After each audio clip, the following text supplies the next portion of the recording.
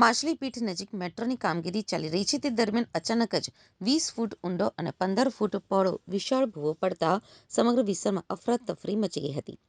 આ ઘટના સમયે બાજુમાં જ નિકાહનો મંડપ બાંધેલો હોવાથી લોકોના જીવ તાળવે ચોંટ્યા હતા. નિકાહના મંડપનો એક પાયો પણ ભૂવામાં ગરકાવ થઈ ગયો હતો અને સાથે જ 20 થી 25 ખુરશીઓ પણ ખાડામાં પડી ગઈ હતી. આ સાથે જ ભૂવો પડ્યો તેની નજીકમાં કિચન હોવાથી ખાવાનું મૂકીને લોકો ભાગી ગયા હતા. મહેમાનોમાં પણ દોડધામ મચી ગઈ હતી.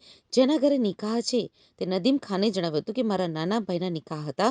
અમે લોકોને બહાર બેઠા હતા અને હમણાં જ નિકાહ માટે હોલમાં જવાના હતા. અમે જેવા ઊભા થયા કે તરત જ એક મોટો ખાડો પડ્યો હતો. બધી જ ખુરશીઓ અંદર જતી રહી. અમે લોકો માંડ બચ્યા છીએ. ખુરશીઓ અંદર ગઈ છે. ગેસ લીકેજ પણ થયું છે. હું તો એટલું જ કહેવા માંગુ છું કે અત્યારે મારા મહેમાનો આવ્યા છે અને બધા જ પરેશાન થઈ ગયા છે. બધાને ઘરની બહાર નીકાળવામાં આવ્યા છે. હવે શું કરવું તે સમજાતું નથી.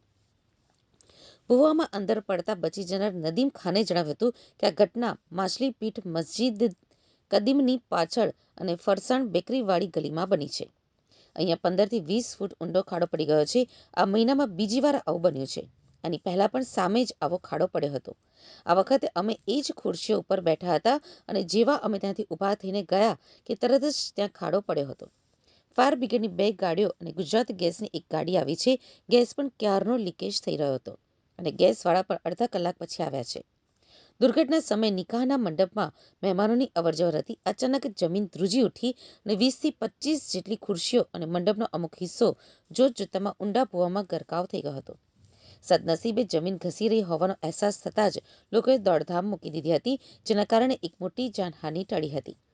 લોકો એટલા ડરી ગયા હતા કે જમવાનું પડતું મૂકીને જીવ બચાવવા સુરક્ષિત સ્થળે ભાગ્યા હતા. મહેમાનોમાં પણ દોડધામ મચી ગઈ હતી.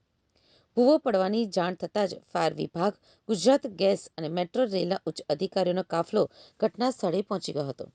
ગેસની પાઇપલાઇન તૂટી હોવાની ચર્ચાને પગલે સાવચેતીના ભાગરૂપે તાત્કાલિક પુરવઠો બંધ કરાયો હતો.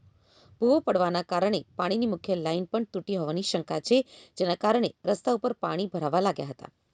ભૂવો એક બંગલાના કિચનની બિલકુલ પાછળ પડ્યો હોવાથી જોખમ જોતા એક આખો બંગલો તાત્કાલિક ખાલી કરાવવામાં આવ્યો છે. મેટ્રોની કામગીરી દરમિયાન નાગરિકોની સુરક્ષાને લઈને ગંભીર પ્રશ્નો ઊભા થયા છે. સ્થાનિક રહીશોમાં સુરત મહાનગરપાલિકા અને મેટ્રો તંત્ર સામે ભારે રોષ જોવા મળી રહ્યો છે. લોકોનો આક્ષેપ છે કે મેટ્રોની કામગીરીમાં યોગ્ય સાવચેતી રાખવામાં આવતી નથી. આજે જો કોઈ જાનહાનિ થઈ હોત તો તેના જવાબદાર કોણ હોત? રહેણાંક વિસ્તારોમાં આવી બેદરકારી સાંખી લેવાય નહીં. હાલમાં આ વિસ્તારને કોર્ડન કરી દેવામાં આવ્યો છે. મેટ્રોના અધિકારીઓ દ્વારા ભૂવો પડવાનું ચોક્કસ કારણ જાણવાની તપાસ હાથ ધરાઈ છે. શહેરીજનોમાં હવે એ સવાલ ઊભો રહ્યો છે કે શું વિકાસના કામો લોકોના જીવના જોખમે થશે? તો આગામી સમયમાં આ મામલે જવાબદારી નક્કી કરી કડક પગલાં લેવામાં આવે તેવી માંગ ઉગ્ર બની ગઈ છે. સાહેબ, ઘટના બની છે કે મેટ્રોના લીધે અહીંયા 2 ભવવા પડી ગયા. બરાબર 50-50, 60-60 ફૂટના 2 ભવવા પડી ગયા ના અમારા એરિયો આખો ખરાબ થઈ ગયો. બધા એરિયામાંથી ઘર ખાલી કરીને જાય છે. હવે કોઈ ઘરને કંઈ નુકસાન થાય તો એનો ભરણ પોષણ કોણ કરશે?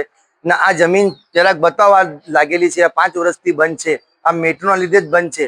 મેટ્રોવાળા ના એનઓસી આપે છે ના કંઈ આપે છે. બરાબર, તો બધું એ લોકોનું કેવી રીતના ચાલશે? અમારું પણ જરાક સોચવું પડશે ને. અમે કેટલી તકલીફમાં છે તમને ખબર છે સાહેબ.